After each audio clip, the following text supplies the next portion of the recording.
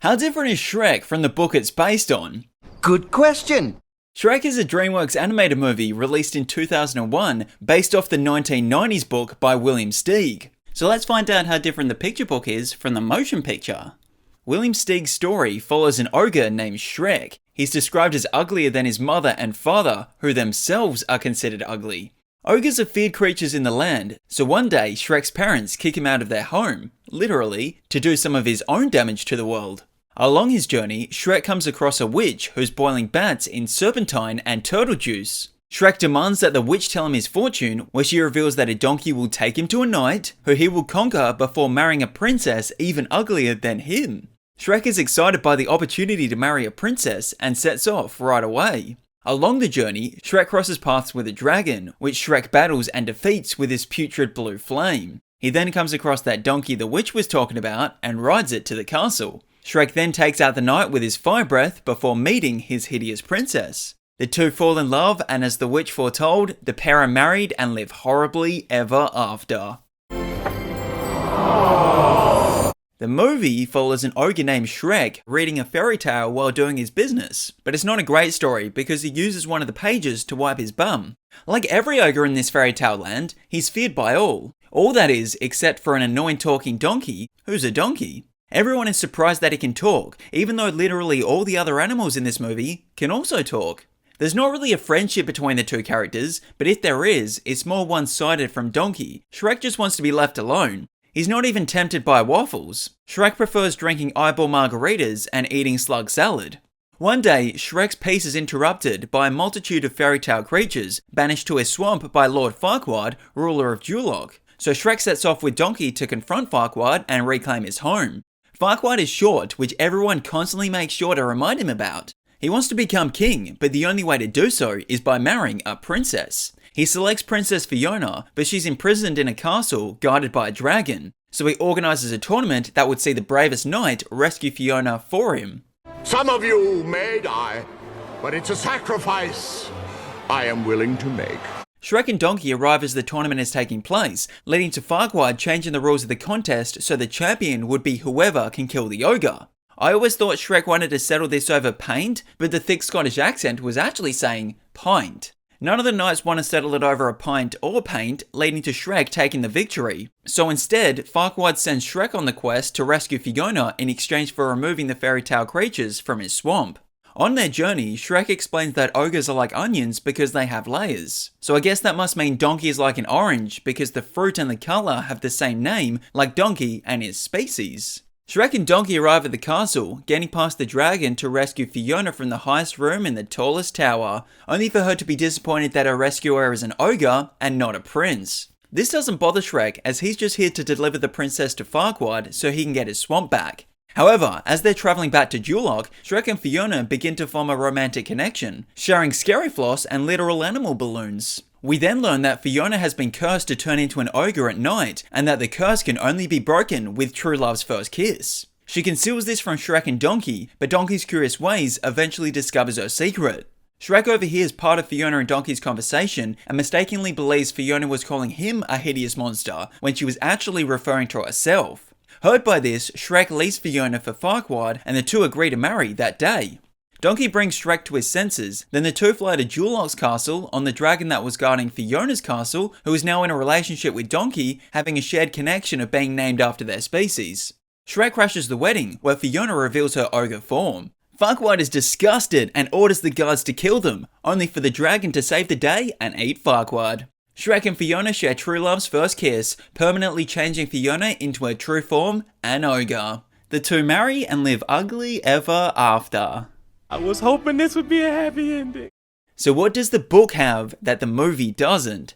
Shrek is basically a superhero in the book. He has the ability to spit fire up to 99 yards, has the power to warm his food with his heat vision glare, and can also eat lightning bolts, so he could really be a villain to Thor. Shrek's stench is addressed in the movie, but in the book, it's so strong that plants and trees would lean away as he passed. You definitely need some Tic Tacs or something, because your breath stinks! The book gives a little bit of an origin to Shrek, where we see him living with his parents at the start, before they literally kick him out. There's a fortune-telling witch, who predicts that Shrek will ride a donkey to a knight, which he will conquer before wedding a princess who's even uglier than him. While there is a donkey in the movie, Shrek doesn't ride him like he does in the book. There is also no knight waiting at the princess's castle in the movie. And finally, when Shrek and the princess marry, the celebrant is a crocodile. Now, what does the movie have that the book doesn't? Well, for starters, the book has no Lord Farquaad, nor does it have a main villain, so his whole story arc is an original addition to the movie. This includes Shrek taking on the quest to bring the princess back to him.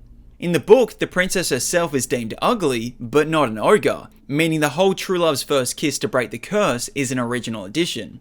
She's also not named in the book, just goes by princess, so Fiona is what Dreamworks decided for the movie. The movie creates a more fantastical world with loads of fairy tale creatures. While there are a few of these in the book, it's much more prominent in the movie. We get Gingy, the three pigs, and the big bad wolf, just to name a few. While there is a dragon in the book, it's not at the princess's castle, it's just a creature Shrek battles along the way. So not only do they put the dragon as the guard, but they make her donkey's love interest. Pop culture references are a big part of the Shrek movie, something that isn't present in the book. That'll do, donkey. That'll do. That'll do, pig. That'll do. All the characters in the movie have a character arc. Shrek goes from a lonely, isolated, grumpy ogre to someone who opens his heart to find friendship with Donkey and love with Fiona. In the book, Shrek just remains a nasty ogre, even after marrying the princess. You love this woman, don't you? Yes. You want to hold her? Yes. Please her? Yes. Then you got to try a little tenderness. I've talked about the differences from the Shrek book and movie, but what are the similarities that cross over in both? The characters who appear in both include Shrek, a donkey, a princess, and a dragon. However, the characteristics and personalities of a lot of these are quite different. But Shrek's individuality and being left alone is something that carries over both. The design of Shrek is very similar. He's big, green, and the design of the ears are also the same. Both the book and the movie both see Shrek go on a quest to find a princess, albeit slightly different journey and adventure. And finally, both the book and the movie end with Shrek and the princess marrying each other.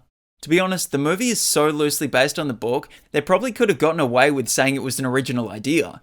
Steven Spielberg was actually the one who bought the rights to the Shrek book. He had plans to adapt it into a 2D animation with Bill Murray as Shrek and Steve Martin voicing Donkey.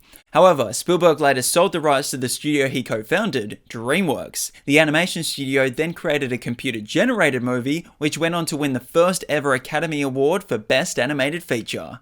Oh, that's nice. Hey, you want to hear some more facts about the movie Shrek? Of course. Really? No. Chris Farley was originally cast as Shrek and even recorded almost all the dialogue before he passed away. People see me and they go, Ah! Help! A big, stupid, stinky, smelly, ugly ogre! When Mike Myers came in to replace Chris, he ended up recording the entire movie twice. The first was with his natural speaking voice, but after watching it back, felt like it didn't work, so he re-recorded all his lines with a Scottish accent. This was based on the voice his mother used when reading stories to him as a kid. Do you think maybe he's compensating for something? Before even Chris Farley or Mike Myers were cast, Nicolas Cage was offered the role of Shrek, but turned it down because he didn't want to look like an ugly ogre. Cage has since admitted to regretting this decision. No, not the beast! Not the beast! The movie opens with the song All Star by Smash Mouth, but it was only supposed to be a placeholder for the test screening until they figured out what the song could be. However, test audiences loved it so much, the producers kept it in. Shrek is one of only 19 fictional characters that have their own star on the Hollywood Walk of Fame. The others include Alvin and the Chipmunks, Big Bird, Bugs Bunny, Donald Duck, Kermit the Frog, Godzilla, Pee-wee Herman, Mickey Mouse, Minnie Mouse, the Munchkins, the Muppets, Winnie the Pooh, Rugrats, The Simpsons, Snoopy, Snow White, Tinkerbell, and Woody Woodpecker. cool.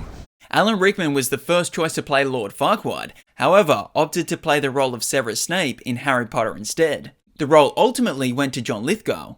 It's interesting that they weren't able to schedule around a voice recording session for Alan. I mean, it only takes a few days to record the lines, and filming an animation is a lot different to filming a live action movie. But it's a sacrifice I am willing to make. The line, What are you doing in my swamp? was actually recorded in the back of a limo in New York when the producers realized they forgot to record that line. Some of the animators actually took mud showers to study how to realistically portray mud in the movie. Any scene involving mud, water, or fire proved to be the most difficult to animate. So where's this fire-breathing pain in the neck anyway? J.J. Abrams was one of the people who wrote, directed, and produced the test footage for Shrek back in 1996. The song Welcome to Julog is not only a parody of Disney's It's a Small World, but it's in the same key and has the same beats per minute as the Disney song. Shine your shoes, wipe your face. Oh, there's also one more difference between the Shrek book and the Shrek movie. The movie is called Shrek, while the book is titled Shrek! Wow. Have you ever wondered what it would sound like if movie characters sung All Star? No. Well, here it is anyway. Somebody Once told me the world is Gonna roll me ain't sharpest tool. She looking kind of dumb. Where? Finger And her. Dumb. shape. and L. on her forehead.